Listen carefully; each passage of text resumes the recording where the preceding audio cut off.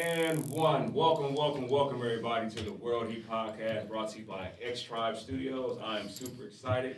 And the reason why I'm excited today is because, it's been a while. I know a lot of my fans have been waiting for the World Heat Podcast to come back. I'm back, everybody. It is you, me, Jason Lang. We're here. But you know what's so special about this podcast today? I just recently, last year, did a movie called Boyz for Life. And I have the official cast here in the building. Clap it up for yourself. Yeah. What a journey. Man.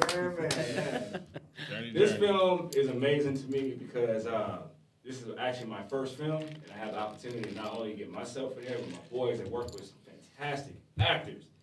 And to the left of me, I have my boy, Montelle Harvey. How you doing today, brother? I'm great, bro. How are you? I'm doing well. Over here next to him, we have a man, Charles Clemmons. How you doing, man? Yo, y'all know what it is. I'm Yes, good, sir. man. Yes, sir. Good to be here, man. It's a Yes, blessing. sir. And then we also have the man of the hour, the person that created this masterpiece, my good friend, my brother, Mr. Marco Infante. How you doing, man? How you guys doing, man? I'm so happy to be here. Absolutely, man. Thank you, man. Thank you. Guys for coming. Let's get straight to it. Yeah, let's do it. My first question is gonna be here for you, Marco. Okay, hit me. So, Boyz for Life, man. Tell us, how did all this come to plan, to action, man? What, in your mind, when did you create this masterpiece? When COVID was happening, I was at home a lot, and I was like, hey, I got to write something funny, a good spoof. A friend of mine suggested, I would love to see a spoof of the movie Bad Boys. Mm-hmm. And that kind of sparked this, thing in my head. And then, believe it or not, I just went to my room, and I knocked it out in, 20 days. The script, and I was like, hey, it was just flowing. It was so funny to mirror the actual movie Bad Boys, and make it a spoof and completely run with it with the comedy side of it, full hearted. So it just came out so easy. And then after 20 days, I was like, holy, oh my God, we gotta make this into a movie. And then I had a table read with a few friends, and Charles was there for the first one, and we were laughing the whole time, and we're like, hey, there's something here, And so, yeah, and then that's how really it got started.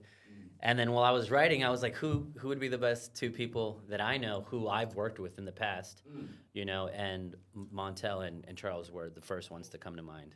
I think Marco definitely picked a great cast when it came to you guys. The cop buddy duo. Yeah, it's like you guys, y'all was it was just perfect. Yeah. So tell me a little bit about your character, Montelle. My character is, I would say, he's very stern, very serious about his job, but very territorial as well. And it's like I'm the big man on campus.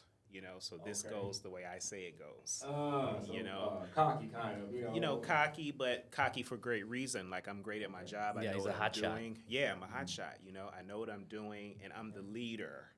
And I don't want to share. But again, because I have spent, how when you're passionate about something, yes. you take ownership of it. Yes.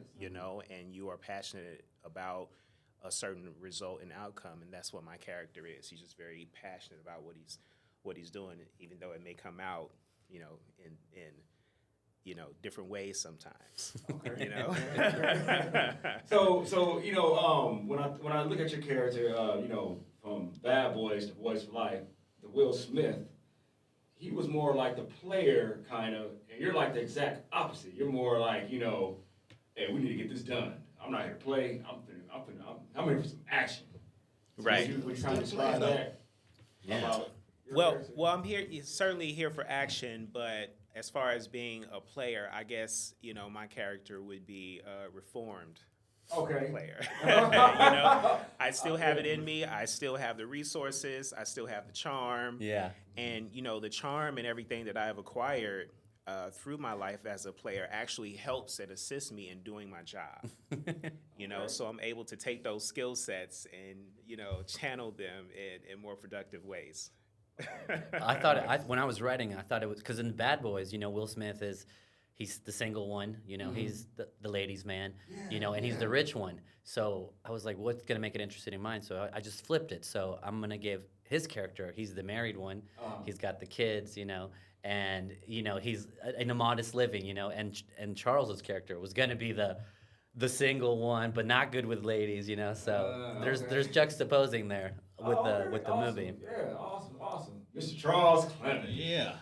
Tell us a little about your character, brother. 'Cause it seemed like, man, from watching your character, it was kind of reminded me a little bit of that Steve Urkel, if I ask, man. Go and tell the audience. It's a little bit of everything.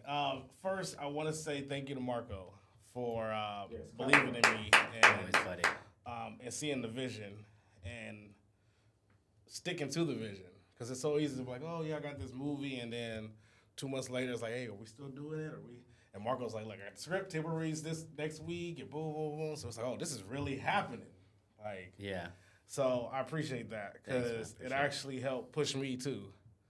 I just can't stand idle, and I just can't stand by with creative projects, because so many projects get shelved, put on the shelf, and then great projects, and then you never see them again. So I knew that when we had this, that we had to run with it. Yeah. My character, Bernie, is a character that is not too uncommon.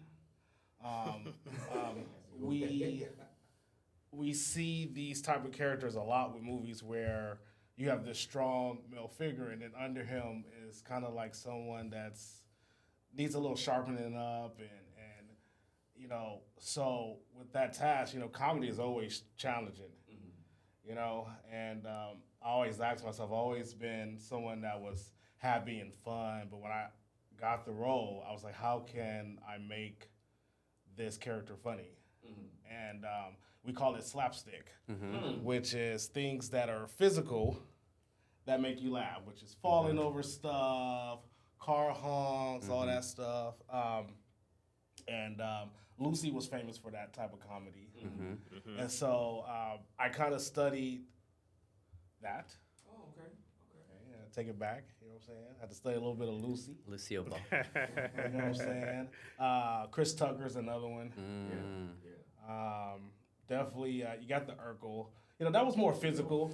Yeah. As far as the because that was a character I used to play a lot when I was a kid. When my family members used to come out with the suspenders and the glasses, and so I actually love Family Matters and Urkel. But There is a little Urkelness Yeah. in the character, but you make it your own. No one, after seeing this movie, no one's gonna be like, "Oh, he's Steve Urkel." Right. They're gonna be like, "Oh, he's Bernie." Right. Like you made it your own. Like that's what I loved about it. I think with my character, a lot of people are going to relate to him. Oh yeah, well, there always needs that. A good story needs that underdog that everyone wants to root for. Yeah. Yeah. And usually he is a little unpolished. Like not the strong character. Right. But And he has so many things going against him that towards the end of the movie, you are rooting for him. Yeah, you want to see him 100%. win, and you want to see him get the girl. You want to see him Right, become- and then too, I think to segue into a thought that I was having is that Charles was saying kind of slapstick, but even though in my opinion, slapstick a lot of times can tend to be somewhat external, meaning that it's kind of put on, but with Charles's work, even in the moment when we were there having those moments together, it was very much so from the inside out, meaning that his performance was really grounded and really truthful. So it wasn't like he was putting on anything. Like yeah, it it's was not like he's a clown. He's not like a clown. not a no. clown at all. He's a human being and he's going through it. You feel what he's actually going through. And I think that's what the audience is going to root for at the end. right. Marco, not only are you the director and executive producer of this movie, you actually played a role in this movie as well. So why don't you tell us about your character? Oh, Captain Buddy. Yeah, he was so fun to write that when I first wrote it, I was like, I have to be in this movie somehow, and it was either going to be the evil character Fufu or it was going to be Captain Birdie. And towards the end, I was like, I just connected with Birdie so much that I have to play him, and it's a small little role in the film, but it's pretty memorable. I kind of mix a couple friends, like when I develop my characters, I kind of take real people that I've met and kind of blend their personalities together. So he's kind of like an old Jewish guy, but with this New York accent kind of thing. Like that's how I pictured him, and that's how I created him. But he's great. He's great. He's a good character. Okay. Now the question is for me. I was also in the movie, everybody as well. I played a henchman. I was actually the henchman for Fufu. Yeah. The French. Man, you had a fight scene. Yeah. Actually, Oh, that turned out yeah, great, yeah, guys. yeah, That yeah, turned fight out scene. great. But my scene was mainly more. My character is mainly more quiet, serious, tough, real stern. Didn't really say too much. It's whatever Fufu wanted me to do, I just Right. get the job done. And I also have my castmate Marcus, which is not here today, but he was henchman number 2, and we made it happen. And How did you like playing the henchman? I loved it. You loved it, right? Because for me, just getting into the filming, it kind of slowly got me in there. Yeah, I didn't want to throw you in the deep end, but yeah. you did really well, I think. Thank you. And I really truly love the opportunity because it definitely kind of gave me a little more of what acting is about. It's more than just looking good. You have to really come into character. Yeah. And I learned that. Yeah, actually, I would say looking good would be in the back burner of an actor. Like no one's thinking in the same like, oh, how am I looking? You got to say like, what am I portraying? How am I connecting with the person that I'm having the scene with? So I'm so happy you learned that, Jason. That's great. Yeah, I love it. And then by just watching you guys, and okay, I see how Montelle is moving and his face expressions, and watching Charles, how he's in character with the glasses and like every little thing that from costumes and all that, and how you're supposed to present yourself to make the character look truthful and believable. Yeah. That's what I got out of that. Well, you jumped in with really good, like, seasoned actors. Like, these guys, I would have not one, even though they're my friends and we've worked together with the Charles Clemmons project 10 years ago. Even that, I wouldn't have put them as leads if I didn't know that, one, that they could have handled it, a whole feature film that's 100 pages over, and then if they didn't have that character work as actors. And I knew they were going to do that. I knew Montelle was going to do that for sure, and I knew Charles was going to bring the jokes and slip in the slapstick every chance he gets, I knew that was going to, and so I wrote it. That's why I wanted to cushion the script, so they had these chance to do themselves, He's the funny one, but Montelle grounds the whole film because, it's, even though it's a comedy, when you see Montelle on screen, it's like very like, he's such a good actor and such a great actor that it's so believable, that's why it goes from action to comedy to like, it's a good film because it's grounded, but there's a lot of jokes. There's a joke every 2 minutes of the film. Yeah. Would you guys say, was your character a challenge? Like bringing that out, or what would you guys say? I would say for me, like I said, we was talking about the slapstick, the physical comedy, a lot of running. my heart. But other than that, another thing too is the memorization of lines. Okay. And making sure that you give your partner something to feed off of, and that, because if you mess up, then it messes him up, and then she's throwing off. So it's like, doing something like this, it really taught me how to prepare lines, and it's more studying. I think that's what I got out of it. I learned a lot, acting wise, from it. Well, if you study to the point where you don't have to think about your lines, that's the moment as an actor you can begin to play. Right. And once the playing starts, then it's so fun. Exactly. Then it becomes fun and not work. Exactly. Right. To your point, Marco, and to answer the question, on set, it's not difficult. But when you sit down with the material, for me, when I sit down with the material, the difficult part is finding my perspective and why I feel this way and why I'm doing these things, right? So as long as I can, to myself, because, for me, I feel as though, as far as characters are concerned, I approach the craft with the idea of the human experience, right? So if you have a human experience, and that means that every single person is within every single person. Like, I have the capability to be anybody, you know, because that person is inside of me somewhere, because under certain different circumstances, we would be different people, you know? So this person, why does this person do this, and can I relate to that? Oh, this person has a family. Oh, this person has children. Like, I have a daughter. I can relate to that. I can see the seriousness of the work. Oh, okay, you know, what is my objective in my life? Oh, I want to create a space where my kids can be safe. So that informs, you know, why am I a police officer? Why am I going to go out here with this type of passion and put my life on the line? You know, so as long as I can answer those questions on the front end when I get the material, then when I come into the actual day of filming to actually have the experiences in a truthful way, then I can find why I'm doing this. So then it becomes easy. And see, his purpose is different than my purpose. See, my purpose is in the script is get chased by a dog.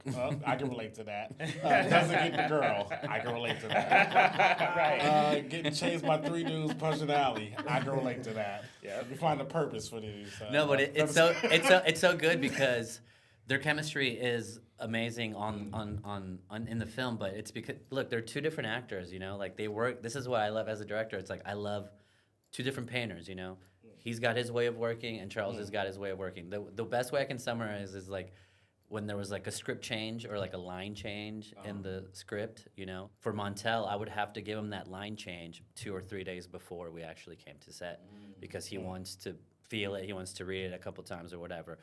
Charles was like, just give it to me right before we're shooting because I'm going to play around with it, you know? So it's 2 completely different ways, you know? But it's still good. They both work different ways. That's what's great about it, you know? Who would you guys pick To play our Yeah, character. play your guys' character if it was the other way around. Or who would you see? Not from the original Bad Boys, like Not somebody really, else. yeah, somebody else. I'll tell you who I see. Who? I think his name is David Craig. David Craig. Oh, okay. He was in Time Machine. Oh yeah, I love David Craig. Yeah. Oh, that's a Kind of good the one. big guy. Yeah, I think he Yeah, can play yeah. Birdie really good. That could be funny. Yeah. That could be funny. I thought about Nick Cannon, but then I was like, nah. I Yeah. don't know about Nick. But Dave, I can see David Craig. That's cool. Yeah. I don't know. Maybe Mackie. Oh yeah. Oh, yeah. Captain, is he the new Captain America? No, he was he the Falcon guy. The Falcon. Yeah. Well, Falcon guy, right? What's it? I don't know. Mackie. I'm not sure. From the Marvel. Yeah. Yeah, the Marvel. Yeah. I don't know what. Yeah, that's a good one. Maybe like a shorter Will Ferrell for mine. I don't know. That's hilarious. Without giving anything away, what's your favorite line of dialogue in the movie? I have mine. It's a shitstorm, fellas. Yeah, that's a good one. Say it one more time. It's a shitstorm, fellas. Mine would be, you forgot your boarding pass. That's a great one. I have my favorite, but I don't. That's a huge line. I don't want to give it away. Okay. It's a huge comedy moment. There's a line that Bernie wants to say, and I tell him, you have to be a real bad boy before you say that line. Okay. You know. Yeah. So yeah. So I think that says a lot about my character. I think it says a ton about our relationship So good. as well, because we'll see throughout the progression of the story, we see how the relationship changes as well from one that's, you know, it can feel adversarial at moments, but then it becomes like a big brother, little brother, like it's like I'm grooming them, Yeah. Yeah. you know? I can see that, yeah. Yeah, so that's a very telling line. What about you? Oh, what kind of, Your moment is the ha-ha! Oh, yeah. Ha-ha! People are gonna laugh on that all the time, dude. Ha-ha! That's gonna be funny, It's gonna be great.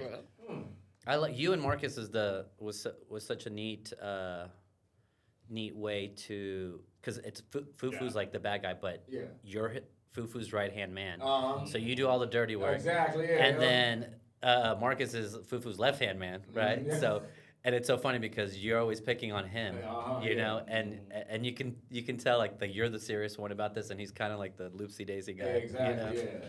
Like I know there's a line I call him Butterball. Yeah, Butterball. Because he's kind of stopping and he's moving slow. And I'm like, come on, Butterball. Like I'm just constantly poking at him. But I'm like, we gotta get this done. You know, our boss once it's done, you're just lagging, man. Like I wanna, come on, man. Right. So yeah. And then you guys have a little moment at the end of the film Yeah.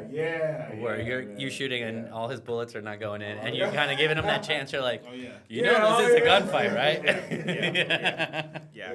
I love that. Oh man, that scene was bomb. That's so funny, dude. That scene seems was great. bomb, yeah. It came out good too. What would you like to say the type of, let's say for people that's not actors, who would you think can relate more to you guys as character? I think just fathers, like family men, who have a family that really care about their spouse and their children, and want, and community too. Because Larry lives in the inner city, where there is potentially, suspect activity happening around him,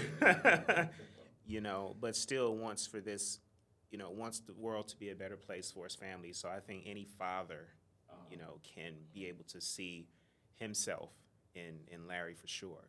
That's such a good one, Montelle. That's a good one. That's great. Thank you. That's great. I 100% agree. I think hardworking dads are gonna get a kick out of this movie. Okay. Big time. I'm gonna, you know what? I'm gonna go with the teens and the kids, middle age. I think that Bernie is going to really have a lot that he can relate to the younger generation, people that see themselves that have made certain mistakes in life. Whether it's trying to get jobs or trying to get into the police, so I think that we're actually going to take them on a really fun ride and journey, and you're going to be able to pull so many emotions out of the movie, with different characters. So And they're going to be so inspired at the end, like from watching Bernie's journey and how he starts as kind of the shaky underdog, and then he finds his confidence and how he succeeds at the end. So anybody who is who has experienced bullying or low self-esteem or kind of didn't know if they could do it, or facing new challenges, in seeing how Bernie, rises to the occasion and overcomes, I think it's going to be very inspiring for people. Very inspiring. Yeah. That was a great question for you. You nailed that one. You knocked that one out of the park. right.